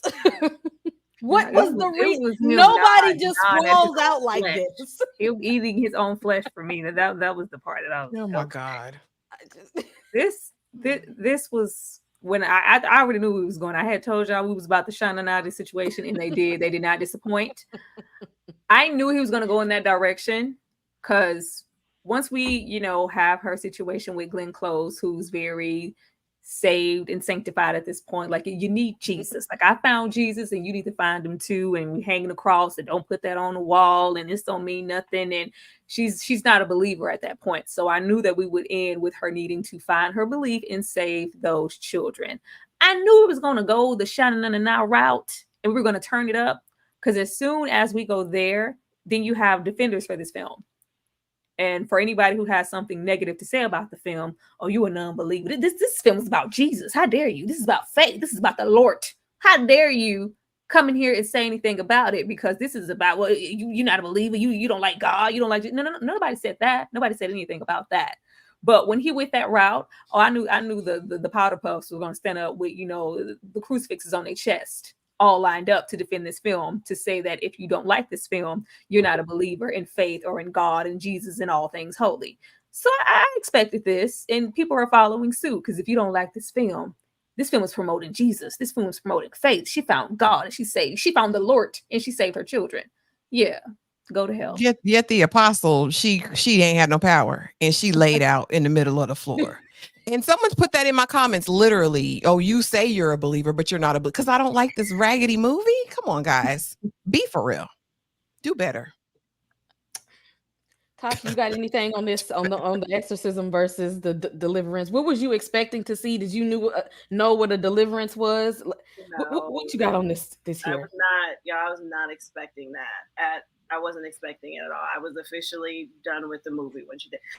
So when she was fighting herself, I was like, oh, okay. I can see the demon. I see the demons in me. This is me against myself and the sins of the mother, through the kids. I said, okay, I can see this level, like fight myself and my demons. And then when she did the thing and she started sliding on her knees and hollering, I said, okay, I'm done. I'm officially gonna go ahead and wrap it up. And you know what it reminds me of? When I first moved to Georgia, I thought I was going to a haunted house, and I ended up at the trail of something. I don't know. They set me up like this movie set me up, and then we got in, and he started talking about the mark of the beast. I said, "What is this? This is not a haunted house. This is a religious thing, and I'm gonna go ahead and I'm gonna leave." That's how I felt with this movie. I felt like you pulled me in by hanging a Chucky doll outside the woods, and then when I got inside, you played me. That's how I felt, and then I was done. And now you're giving a cross to Monique, and you're talking about faith, and now your family it's come together and is happily ever after in the end. No, absolutely not. Tasha, it was the quickest conversion I've ever seen. It was overnight. It was instant. She was instant with her sanctified holy mission. It was overnight. I was like, oh, this is convenient. Very much. With her tore up face, looking crazy. Oh. And yet, this whole time, she could not be delivered from her alcoholism. But you can't be delivered from alcoholism, but somehow you got the power to deliver the whole family from demonic possession, and you couldn't even put down the bottle for her. You can't even fight Paul Masson and Jose Cuervo. Out of all liquors came. I know. I mean, I feel like she ain't getting the expensive stuff from where they living at. If you got to steal from your son, you ain't getting the good stuff. Okay, we're not getting the good. I thought her transition. I thought the alcohol would go by the wayside once she saw what was happening to her children. It's one thing for me to be subjecting my kids to abuse, but things are happening to them that I have no control over, and bruises are appearing. I'm in jeopardy of having my kids taken away from something I'm not even doing. I thought at that point, the revelation and the liquor and all, like it just kept going. Like all of this was happening, and she had time to go sit at the bar. I was like, you know what? I don't care. Well, now that we all know our thoughts, I like to do a little something. If you are not familiar with my channel, I like to rate the movies that I watch. So what we all gonna do right now is go through my skull ranking list. I like to rank from 0 to 5, 5 being the best, 0 being the worst. Now, before we go into your rankings, I want you to think about this criteria: the casting and the acting, the score. How was the music? Was we kind of bouncing a little bit, or did you not? Did we get some John Carpenter, or was it forgettable? I don't even know what it sounded like in the background. The premise of the movie is what we thought it was going to be, Miss Latoya's story. That was the premise I went into there thinking. The writing, did we feel like whoever wrote this had a good pen game? The direction and the cinematography, did we get some good angles, some good shots of this movie? All of this. What is your skull ranking? I'm going to start with you, Ashley. Good child, You're Lord. the sweet one. Oh, am I? Music 1. I don't remember a song that played during this debacle. I must have blocked it out. The premise was promising. I would say the premise a 4. The writing I'm going to put at a 1. Again, there were definite issues with dialogue, with storyline, with timing, like tone, all of it. Direction and cinematography, I'm probably there's nothing. You know how you watch a movie and you're like, wow, that was beautiful, or you watch a show and you can remember shots or stills from that experience. It didn't give that at all. I'm gonna say a 1 there. And then as far as casting and acting, I'll say the casting and the acting, like I said, Andra was the standout for me. But I think all of the actors were solid. I would say a 4 for the acting. Yeah. Did you want an overall rating for the whole thing? 2. That's the average, I guess. That was very sweet of you to give it a 2. Very, very sweet. See, that's why you went first. You the sweet one. Over 170 people in here, so thank you guys for showing up here with us. Y'all the real MVPs for coming to talk horror with me on a middle of a Sunday. And I know the movie dropped a few days ago and a lot of other lives and reviews have been happening, but I appreciate all of you for coming out, supporting me, supporting the panel while we talk about this movie. I know some of y'all said we ripped it apart and we ain't rooting for everybody black. Dane said he done gave it a 10 out of 10, and I know you effing lying. Tasha, what is your rating for this movie? My overall rating, based on the horror that I do like, and because this is supposed to be considered a horror, would definitely be, I'm gonna go ahead and give it a 0. Do not recommend. I'm not going to recommend this to anybody. I'm not going to tell anybody else that I watch this. I am going to just definitely, I would prefer to say, oh, I seen this on Tubi, than to say that I took the time on Netflix that I pay for to watch this, because I don't pay for Tubi. Tyra? Casting and acting is definitely a 5. Everybody here was a very capable actor. Like, we've seen better from them, and they did what they could with what they had. Everybody here was a top tier actor, minus them kids. I don't mess with the kids. Score and music, outside of Omar serenading Glenn, I don't remember a song or a score that was played. That's gonna be a 0. Premise, 4. It was there. There was material there. I'm not going to act like we didn't have something to work with. We did. Writing, 0. Direction and cinematography. He tried to do some. I did like the Audrey versus situation at the end when she was, with her defeating her inner demons in herself. That was interesting. Monique's hair was laid, but that's not a part of direction or cinematography, so I can't do nothing with that. I'm gonna have to give it a 1. But yeah, overall rating of this film, I'm gonna give it a 1. A 1. The people in the chat, give me your overall. What do you rate this movie? 0 to 5 skulls. Are we at a 0 skulls? Like Tasha said, you ain't even getting a skull. The sweet pea said, I'm gonna give you 2 skulls. I'm cool. I ain't gonna watch it again, but I go ahead and give you 2. Struggle over here said, you get a 1 from me, dog. That's all. That's about all I can do is give you a 1. Drop it in the chat. What is your overall thoughts and ratings of this movie? 0 through 5. D, what you got? 5 across the board. No notes. Lies. So you just go sit in here and play in our face. You know what, D? I should just go ahead and kick you out of that. Okay. So casting and acting, like I said, the best part of this, Alberta / Glenn Close, really gave me so much that I didn't know I needed. So I will give it a 4 for that. The thing is, the casting is good. The acting, were it not for the horrific characterization and dialogue, I think it hampered what they could have done in this film, even though they were all trying their best. So I'll put that at a 4. Ain't no score, ain't no music, 0. I'm confused. There was like nothing in that category. Premise, I'll put premise at a 3. I think had we gone with the actual premise, then that would have been one thing, and there was still potential even with what this could have been. But it was already a little off kilter because it was so, I don't know, it was so kind of remixed in a sense from what it was to begin with. So it was already that was already a wrap. I'm gonna jump to direction and cinematography. That's a 1. There was nothing visually interesting, anything, and I'm not gonna ignore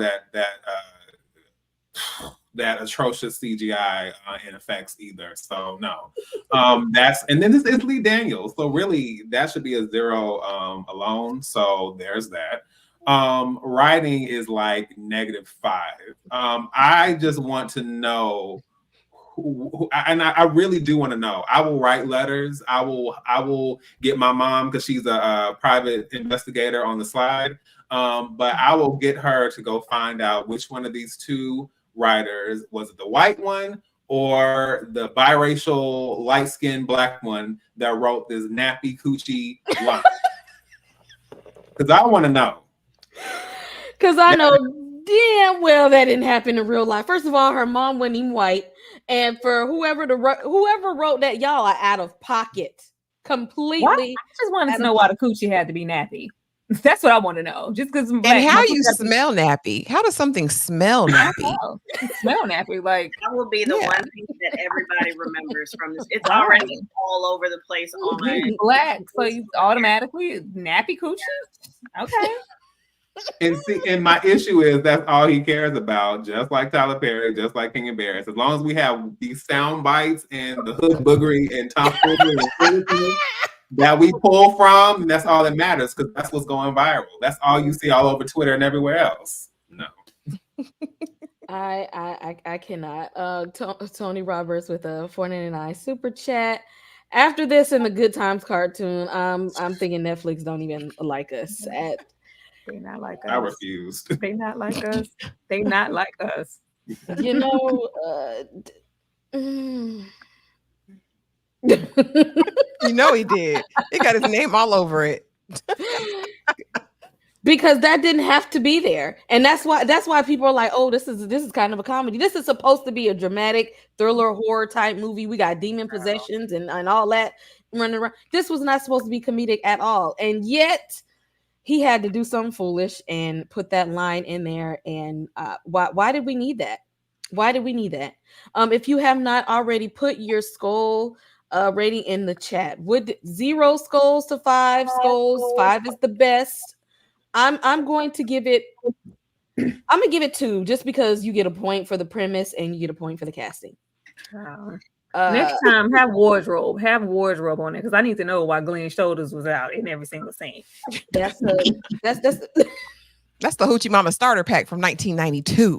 And I can't believe I watched a black movie and I don't remember any of the music and songs. Not a single. And I can tell, like, because especially like the house party scene, there were like some old school songs playing. I couldn't tell you what they. I don't know. I'm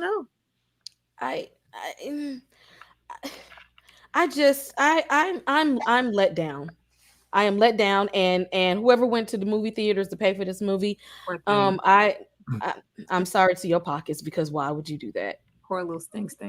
I want my mental cell, my brain cells. If I could rewind and get that time back, then I would probably do that, because he had me set up thinking we was about to watch something good. He's like, he got all the cast members on the posters and stuff, like, oh, I got the good actors in here. This about to be one of them ones.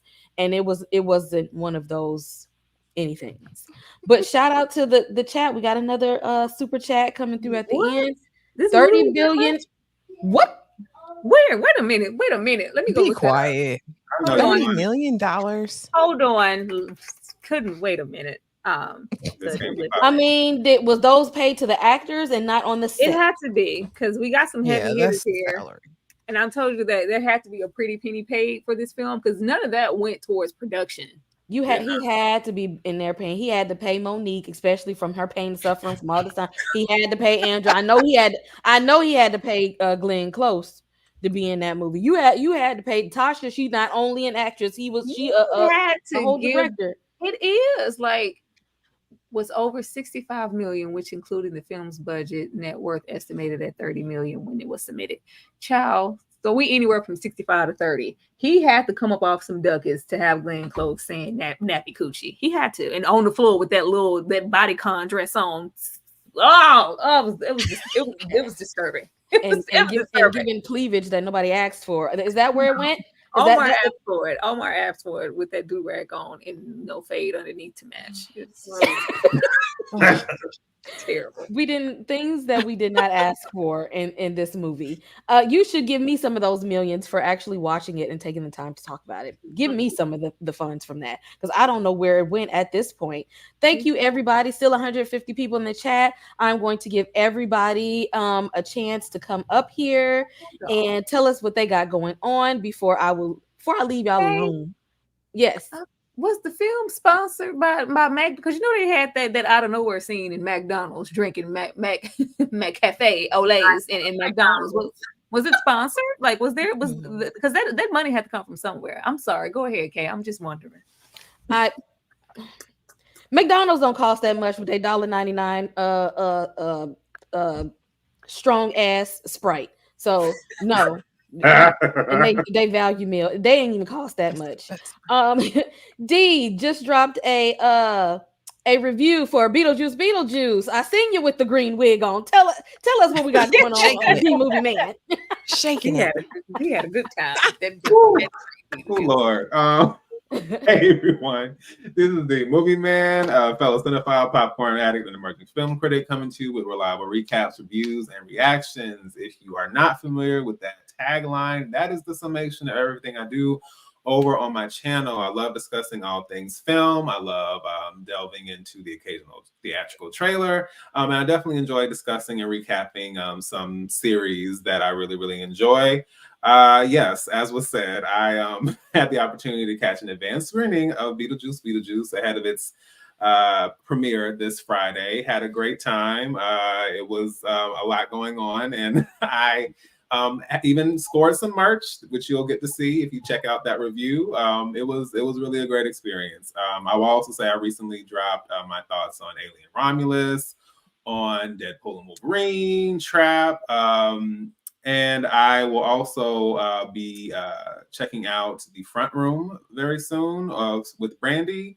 And and I'm hoping just to delve a bit deeper with my new series that I started called Analyzing Alternative Casting. Ahead of its release, I did a casting video, or I did a video discussing the casting of the 1988 film Beetlejuice and all the actors and actresses that we might have had things just gone a little bit differently. That's something I definitely plan on doing with other films. So stay tuned, support, like, comment, do all the things that I don't ask you to do normally. But since I was given the opportunity, I'll say it here. I would love to have you. Thank you, D. Ashley, what's going on My Sweet Perspective? Baby, I'm going to ask you, please subscribe, hit the notification bell, the like button, all of the things, and drop a comment below. September, you guys, is going to be a wild month. I went ahead on the community tab and published everything I'll be doing individually, but just know that as a collective, we have so much content coming for you guys in the month of September. So please just make sure that you guys are subscribed to everyone, that your notifications are on. Also, don't forget, we have an epic season 1 finale live for Interview with a Vampire this Tuesday. Well, baby, we brought the powdered wigs out. We are going to be in full-on cosplay mode, so don't miss it. It's going to be so fun. Thank you, Ashley. Tasha, what we got going on? And I know you be on them TikTok streets too. What we got going on? Well, let me just say thank y'all for letting me come and hang out. This was my first time, and this was fun. I enjoyed kikiing and dabbling my hands in something new. Now, if y'all are traumatized by this movie and you've been triggered and you need therapy, by all means, Javery Wellness, my practice, is taking new clients, and we are able to handle your trauma. So that is what we are doing. And I'm getting ready for the fall season, Kim. I'm getting myself ready. I'm getting clients ready. We're going to do us a fall transition because in my mind, I need to go ahead and bring the pumpkins out and my uglies because I'm going to go ahead and transition. So yes, come on over and hang out for the fall with me. And I will watch y'all. Thank y'all for inviting me and having me. My little novice self. And Tyra, what's going on Struggle Reviews TV? I just want to say, anybody want to come in here and defend this little pissy film, have at it. I don't care. Secondly, pull up for everything that we have coming. As we stated, Tuesday will be Cosplay City. We going out with Interview with the Vampire, like only we can, giving y'all some cosplay. Don't miss that. And we may have a little after party situation directly after that live also. Be on the lookout for that. Things are coming up. Be on the lookout for a grotesquerie from the Aaron Hernandez story, 3 Women, Chaos, Fight Night. Like, so many things are coming to the forefront to be discussed. So many other, amazing Black things that we'll be giving praise to, because we do give Black things praise, you know what I'm saying? We will be doing all of that and then some. So be on the lookout for that. Please hit the notification bell and subscribe to every single person on this panel. We would greatly appreciate that. And I would love to get to 27K, before the next month and everything is out. And I'm like 100 or so away. So if y'all want to go and run that up, that would be great also. But yeah, I will be responding to comments. Okay. Basically, she said she wants the smoke. So if y'all got some smoke, if y'all capping for Lee Daniels, Tyra said go ahead and run it. Run the comments. She is here for it. I want to say thank you to everybody who came out here, who did a little chuckle with us, who watched the movie, who maybe used our review as a means of, am I going to watch this or not? Hopefully we didn't sway you either way. We just wanted to tell you what we thought about it. Now that's up on y'all, how y'all feel afterwards, but I ain't gonna get up here and tell no stories. I am a true horror person, and I was looking forward to this. I wanted it to be the thing. I wanted this movie to win. And instead of giving me a horror movie, he said, I'm gonna give you the same thing that I normally give you and make y'all think that it's gonna be a horror movie. Hi, got you. Maybe maybe it's my fault. Okay. I didn't know he was gonna set me up for the okie doke. You know what? You got me, Lee. You got me. I fell for it, but you ain't gonna get me again. Okay, that's the first and last time I trust you on a horror movie. Thank you again, everybody. Thank you all for the super chats. Hit like and subscribe on everybody's channel. Like we said, Tuesday we're gonna be here acting a fool for the Interview with the Vampire season finale. We got Chaos. We got Reasonable Doubt. We got Saturday horror panels. From is this month. Grotesquerie is this month. I'm about to turn it all the way up because y'all know I start celebrating Halloween in September. So look out for a whole bunch of horror foolishness coming from me. I appreciate everybody for being here. Panelists, y'all stay put, and I will see you all in the next stream. Only for a moment, I don't see it. Deja vu, get somebody to find these omens. We so defensively as clothing, making moves in the war under cover of a Trojan, and they ain't even know it. We live in it, give it all till the last. These niggas out here clueless in these streets. Stacey Dash, just laughing cause I'm focusing them all in. Casually sipping the Bloody Mary like it's early on a fucking weekend. Everybody ain't built to just leap in, dive into a world where no one saves you when you sinking.